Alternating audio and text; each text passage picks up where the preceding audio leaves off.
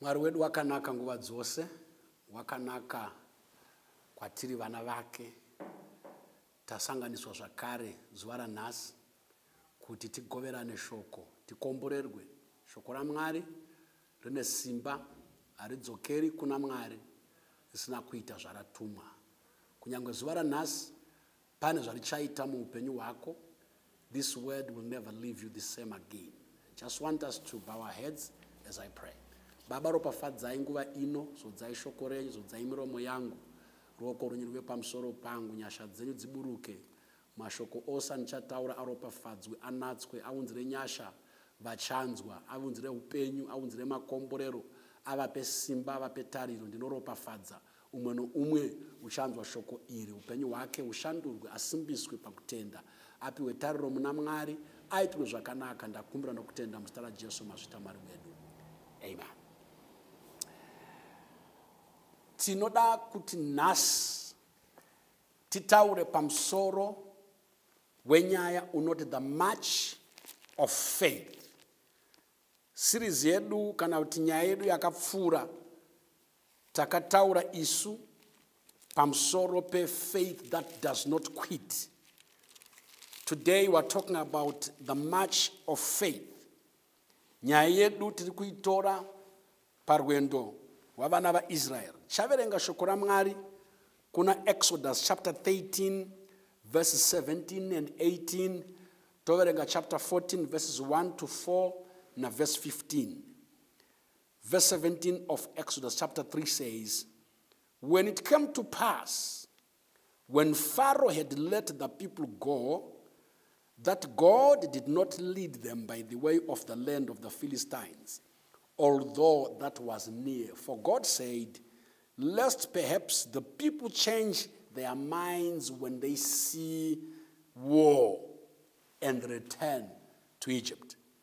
So God led the people around by way of the wilderness of the Red Sea. And the children of Israel went up in orderly ranks out of the land of Israel. Chapter 14 verses 1 to 4. Now the Lord spoke to Moses, saying, speak to the children of Israel that they turn and camp before Pi-hahiroth, between Migdol and the sea, opposite Baal-zephon. You shall camp before it by the sea, for Pharaoh will say of the children of Israel, they are bewildered by the land, they are confused, the wilderness has closed them in. Then I will harden Pharaoh's heart so that he will pursue them, and I will gain honor over Pharaoh and over all his army and the Egyptians, that the Egyptians may know that I am the Lord. And they did so.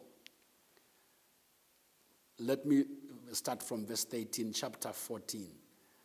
And Moses said to the people, do not be afraid, stand still and see the salvation of the Lord, which he will accomplish for you today. For the Egyptians whom you see today, you shall see them no more forever. The Lord will fight for you, you shall hold your peace. I want us to look emphatically on and focus on verse 15. And the Lord said to Moses, why do you cry to me? Tell the children of Israel to go forward. Tell the children of Israel to go forward. Pane nyaya yandakanzwa ichibvunzwa nomwe mwana weSunday school tichikura. Yakange yaverengwa nyaya yavana vaIsraeri, vana vaIsraeri vachibuda muIjipita, vana vaIsraeri vachitambudzika muIjipita, vana vaIsraeri vachitungamirwa naMoses. Ndobva abvunza kuna Sunday school teacher wake akati, ko paringotaurwa nezvevana vaIsraeri, ko vabereki vacho vakange vari kupi? Pfungwa dzomwana ari kunzwa nyaya dzevana vaIsraeri arichiti vari kufamba vasina vabereki vachitungamirwa naMoses. Ndataura ndikati inini nyaya yangu iri kuti the march of faith. Ndoda kuti ndikuonese semwana waMwari kuti the march of faith is a march that marches forward. The march of faith is a forward march. The march of faith says, backwards, never, forward, ever. Marching, marching, as we have read in scripture, is associated with soldiers. Marching is not associated with the choirs or praise teams. Marching is associated with soldiers. Christianity is a life of fighting, is a life of war. Christianity is a life of faith. We do not walk by sight, we walk by faith. Romans chapter 1 verse 17 says, the just shall live by faith. As a Christian, as a child of God, as a believer, you are a man or a woman of faith. You fight your battles by faith. You march forward by faith. You gain your breakthroughs by faith. Christianity, Paul says at the end of his journey in 2 Timothy 4 verse 7, I have fought a good fight because I have kept the faith. 2 Timothy 6 verse 12 says, Paul speaking to Timothy, he says, fight the good fight of faith. So I'm talking about the march of faith. Pataverenga pana Exodus chapter number 13, verses 17 and 18. Inoti Mwari paakabudisa vana vaIsraeri munyika yeJipita. Haana kuvafambisa nenzira yakanga iri nyore. Haana kuvafambisa nenzira yenyika yavaFilistia yakanga iri shorter. Ma-theologians nevanoresearcha ma-scriptures vanoti nzira iri kurehwa iyo yakanga iri about 11 miles kubva muIjipita uchipinda munyika yeCanaan. Asi Mwari unosarudza kuvafambisa nenzira yakaoma. Haadi kuvafambisa neshorter way yakanga iri padhuze. Unoti ndikavafambisa nenzira iyi yakareruka, ndikavafambisa nenzira iyi yepedyo, vakazoona hondo, vachashanduka moyo yavo, vachachinja pfungwa dzavo, vodzokera Ijipita. Ndavabuditsa muIjipita. I don't want them to return back to Egypt again. I want them to move forward. I want them to march forward. You know, Bible not iro. Kana vakaona hondo, handidi kuti vadzokere kumashure. Kana vakaona hondo, handidi kuti vashandure moyo. Chekutanga chatinoona panapa ndechekuti the moment wabuda Ijipita, obviously uchasangana nehondo. That's not a secret. The moment yawakatenda kuna Jesu, the moment yawakabuda munyika, the moment yawakabuda muzvivi, iro zuva riyara wakatenda muna Jesu, uchigamuchira Jesu, zuva riyara tinoimba chititi rakanaka iro zuva randakatenda kunashe, izuva rawakapinda hondo, izuva rawakaita join an army, wakajoin army yokudenga, uchaona hondo, madimoni acharwa newe, mweya yetsvina icharwa newe, vanhu vacharwa newe, Satani ucharwa newe, shamari dzako dzawaiputa mbanje nadzo, shamari dzako dzawaiputa madoro nadzo, shamari dzako dzawaienda kunoba uinadzo, neva wairoya navo, havazowirirani newe, vachakumutsira hondo. Muchikristu vana baba nana mai tiri muhondo. Muchikristu vana baba nana mai mune hondo. Ndosaka Paul achiti hatirwi neropa nenyama. Ephesians chapter number 6 verse number 13. Tinorwa nemweya iri muchadenga. Tinorwa navabati. Tinorwa nevane simba. Tinorwa nevane ushe. We are in a war. Christianity is a war. You joined a spiritual warfare. Pane hondo, pane mavanga. Pane hondo, pane kubuda ropa. Pane hondo, pane kuhuzuka. Pane hondo, pane kuzheurwa. Pane hondo, pakaoma. Ukasamira vigilantly. Wakasamira zvakanaka. You will fall. You will die. Now, Bible not pa verse number 17 ipapo. Ndinoda kuti vasadzokera kumashure kana vaona hondo. Now, Bible ratiro vakabuda muIjipita. vanhu ava chaidiwa namwari, the reason why God takes them through the way of the wilderness, the reason why God takes them through the harder way, he wanted to train them for war.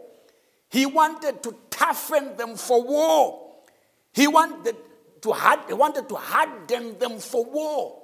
Hama dzangu ana baba na namai, ngatizivei kuti vanhu ava for 430 years they were raised as slaves. They were born as slaves. Chavanoziva kushandira vaIjipita, havagone kurwa, havana discipline yehondo, havagone kuti muvengi kuziva kuti muvengi unorwiswa sei. So God wanted to train them to fight. Training for war is not easy. Training for war is very difficult, is very hard. Nekuti pane military commander wema British akataura chiti ukabuda sweat yakawanda ukadikitira, more sweat in training will avoid more bloodshed at the battlefront. Saka pakutraina apa do panokosha pamsoja, pakutraina apa do pari very important pamsoja, nekuti akava hardened, akava toughened, akava vigilant intellectually and physically. Kana akuenda kuhondo, that soldier is dangerous and that soldier is a winner, and that soldier haadzokeri kumashure kusvikira akunda muvengi wake. Now verse 18 in note, they left, they went up from Egypt in an orderly rank, in military formation, like an army. They were arranged and organized like an army. The 4 tribes of Israel vakange vakarongwa in an army formation. Vakange vasina kurongwa sepovo, vakange vakarongwa semasoja. Zoreva kuti Mwari aitoziva kuti vanhu ava, they are going to face war, they are going to fight battles. I suppose I must train them fighting, I must train them hardship, I must train them and toughen them now. Kuti kana vosangana nomuvengi varekudzokera kumashure. I want us to understand that deliverance from Egypt was an act of God, but entering into Canaan was going to be an act of them fighting. Kubuda mu Egypt, zvakaitwa nomunana waMwari. Kubuda mu Egypt, it was an act of God. It was God's hand. It was miracles. But entering into Canaan was going to be a fight. Ndosaka ushona pana Joshua chapter 1. Pafa Moses, Mwari unodzokora mashoko anoti kuna Joshua, usatya, be strong, be courageous, fear not, be strong, be courageous, fear not. Because mama kupinda kuti mupinde Canaan, you need to fight. So pavaka famba, Bible noti kuna Exodus chapter 14 verse 1 to 4 pataverenga, Mwari wakavafambisa nenzira yeku Red Sea. It's like when they were coming out of Egypt, they went southwest instead of going northeast. Now, direction yavakafamba iyoyo, Bible rangu rinoti iro, Pharaoh akazofunga kuti varashika, vakonfusika, pane chaitika saka ndozovatevera. Saka Mwari ndiye aitungamira rwendo kwavaienda vaitevera shongwe yakange iri shongwe yomoto usiku, but iri a cloud during the day. Saka rega nditi pauri kufamba semwana waMwari, ndi Mwari anotungamira nzira yako, ndi Mwari anoronga tsoka dzako. Bhuku inoti tsoka dzavatsvene dzinorongwa naJehovha. Nzvimbo dzaunofamba, nzvimbo dzawakasvika nenzvimbo dzauri, you were directed and decided by God. It is God who decides your path, the path that you take. Destiny yako iri maoko aMwari, ramangwana rako riri maoko aMwari, life yako iri maoko aMwari. Where you are today in life and where you are going is decided and determined by God. Pane dzimwe nguva dzaunofila kuti life yangu is stagnant, paunofila kunge life yangu is going nowhere, life yangu handisi kunzwisisa, chaunofanwa kunzwisisa ndi Mwari, nekuti Mwari ndiye ane compass youpenyu hwako, Mwari ndiye ane map yekwaunofanwa kuenda, Mwari ndiye ane direction, uye ndiye anodecide. It is not man who decides where your life is going. It is not a demon or devils that decides where your life is going. Not even witches and witchcraft that decides where your life is going. Life yako ino decide wana Mwari. But verse number 4, Pharaoh uno decide kuvateverera. unoda kuvarwisa. Unoti kana ndavauraya, kana ndavaponda, kana ndavadzosa, I will find honor in destroying the people of Israel. Satani hama dzangu unotenderwa kutiteverera. Rega ndidzokorore. Satani unotenderwa kutiteverera. Ndosaka Jesu achiti kunyangwe mweya wetsvina ukadzingwa unobuda ugoenda kunyika dzakaoma, unodzoka kuzodongorera kuti paya pandakadzingwa, paya pandakabuda pakamira sei. Saka kutevererwa naSatani haisi mhosva. Kutevererwa naSatani kusina kuti watadza kunamata, mweya yetsvina ichakuteverera, mweya yerudzi ichakuteverera. Ndofunga paitevera Faro in his brain, pamwe chete nemasoja ake, vaiti vanhu ava tavaregererei, ndiani uchagadzira, uchakanya zvidhina zvedu zvatavaregera? Ndiani ucharitekera mvura zvatavaregera? Ndiani uchatema huni dzedu zvatavaregera? Ndiani ucharima minda yedu nemagadheni edu zvatavaregedza? Basa redu richaitwa nani? As I'm speaking right now, Satani uri kukuteverera achiti doro rawaimwa richamwiwa nani? Doro rawaibika ndiani ucharibika? Chihure chaihuriwa ndiani uchachihura? Foja ndiani uchaiputa? Ndiani uchaita mabasa angu kana ndakuregedza? He must follow you. He is allowed to follow you. But let me tell you, that devil is allowed to follow you so that he is embarrassed. He follows you so that he is disgraced. Unokuteverera kuti aparare, unokuteverera kuti anyadziswe, unokuteverera kuti akundwe, nekuti iwewe uri booby trap yaMwari, uri chimbambaira chaMwari, akangokutsika chete waputikirwa. Chese Satani chaanoita muupenyu hwako unoitira kunyadziswa. Chese Satani chaanoita pavana vako unoitira kuti akundwe, kuti zita raJehovha rigokudzwa. Now, Bible rinoti vafamba vasvika paRed Sea, Pharaoh is following. Gungwa dzvuku riri pamberi pavo, they can't cross. Kumaside kune makomo. Bible rinoti vana vaIsraeri vakatanga kuita zvavakajaira kuita sema-slaves, as people of little faith. They began to complain. They began to cry. Vakati Moses, watibuditsirei muIjipita.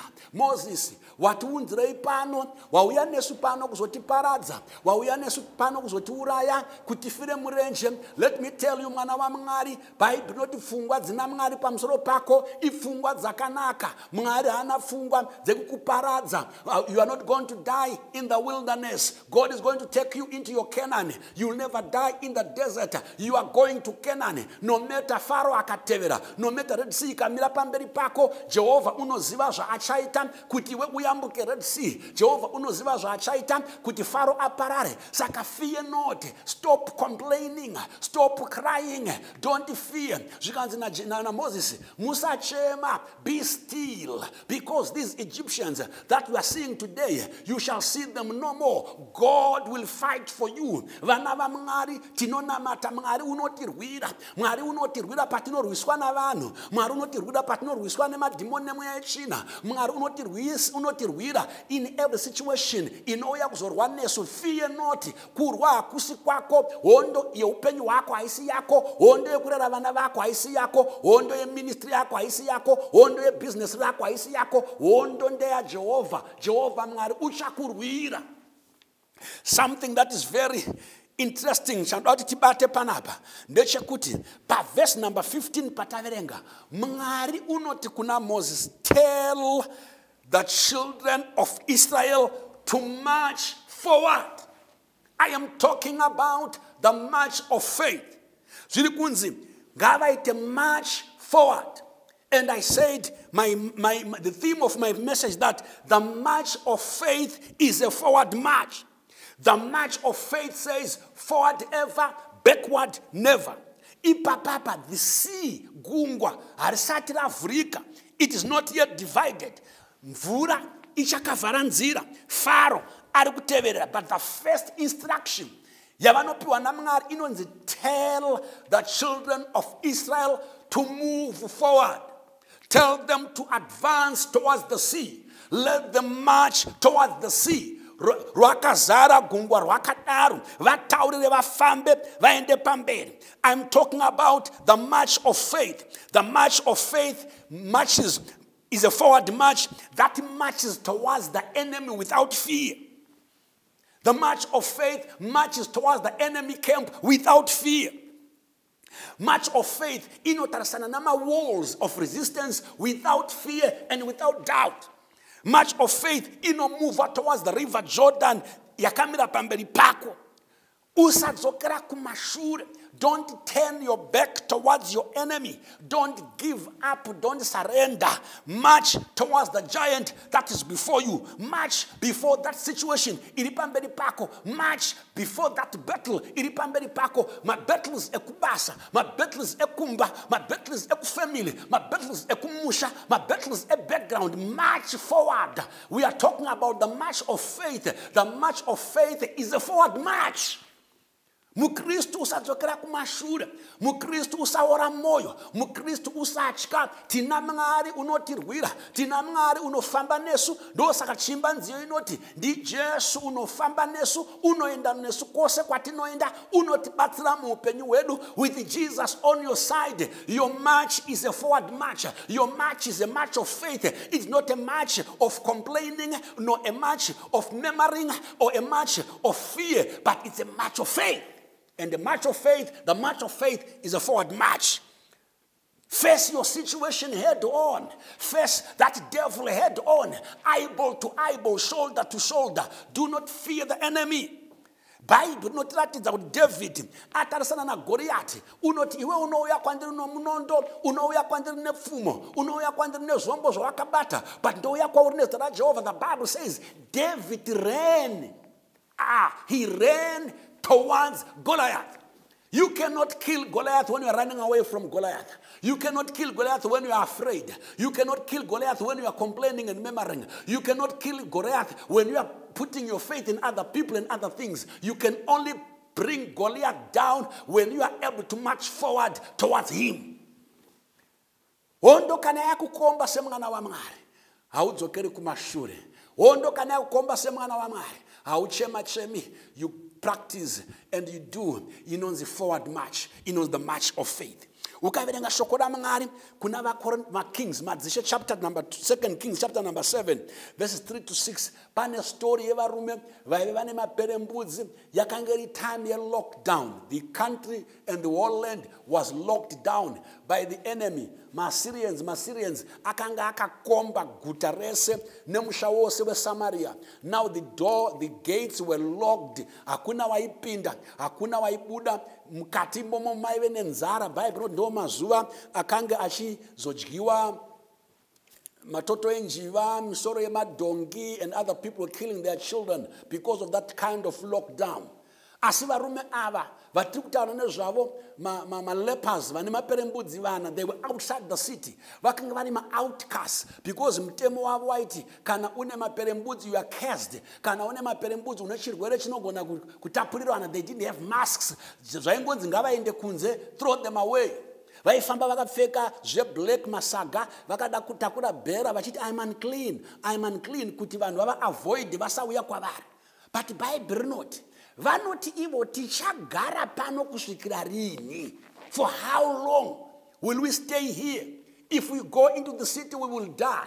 If we go to the enemy camp, they will kill us. Hapana chisiri kufa chatinofanira kuita. Let's decide where we're marching. If we want to march toward the city, let's march toward the city. If we can march toward the enemy camp, let's march towards the enemy camp. Bible rinoti vaka decide to march up towards the enemy camp, and their march was a march of faith, and their march was a forward march. Bible rinoti as they began to march towards the enemy camp, Bible rinoti Mwari wakakonzeresa kuzengezeka mukemp yevaSyria. Mwari wakakonzeresa noise mukemp yevaSyria. One step yavanoreva, Mwari unosheka camp yevaSyria. One step yavanorova, next step Mwari unokonzera thunder, unokonzera noise, unokonzera kudengenyeka mumatende avaFilistia. Vana baba nana mai, panguva yatiri iyi, pamazuva atiri, kunodiwa varume navakadzi vanoziva one thing, and that one thing is the march of faith, and that march of faith is a forward march. not a backward march.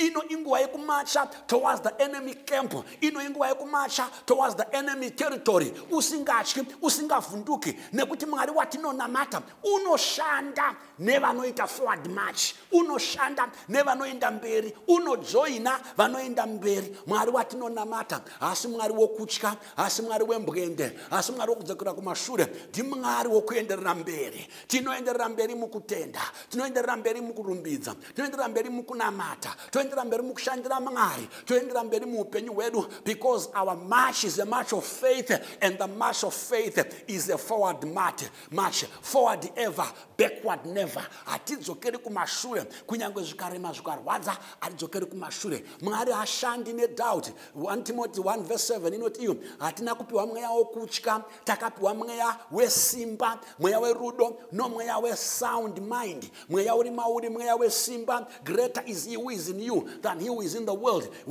If God is on your side, who shall be against you? Mwana wa Mwari, God is on your side. Mu situation yatiri iyoyi, mu COVID situation yatiri, muhondo dzatakatarisana nadzo, God is on your side. Jesus is on your side. The Holy Ghost is on your side. Angels are on your side. Heavens are smiling on you. Heavens work on your behalf. Heavens arranges things to your favor. Let me tell you today, march forward. It's a forward march. Don't march back. Forward march is the march of faith. Mukunamata kwedu tiri vanhu vokutenga, ndosaka tinzi vatendi. Hatisi vadzokeri kumashure, hatisi kuchema, tiri vatendi. Tinotenda musimba raJesu, tinotenda mukugona kwaMwari, tinotenda muuchenjeri hwaMwari, tinotenda muminana yaMwari, tinotenda muruoko rwaJehovha. Mwana waMwari, chii chakatarisana newe? Chii chawakatarisana nacho? Chii chiri kuvhundusira? Igungwa dzvuku here? Ndifaro ari kutevera? Chii chiri kukubloka progress yako? March forward. That is the march of faith. Hatisi vekusatenda. The just shall live by faith.